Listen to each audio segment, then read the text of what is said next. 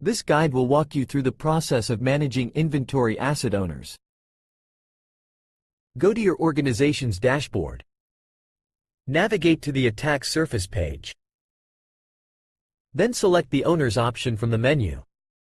You can choose from the 4 categories of owners. Acquisition, which are the acquisitions that are not yet integrated internally. Internal, which is an assets owned by the organization internally.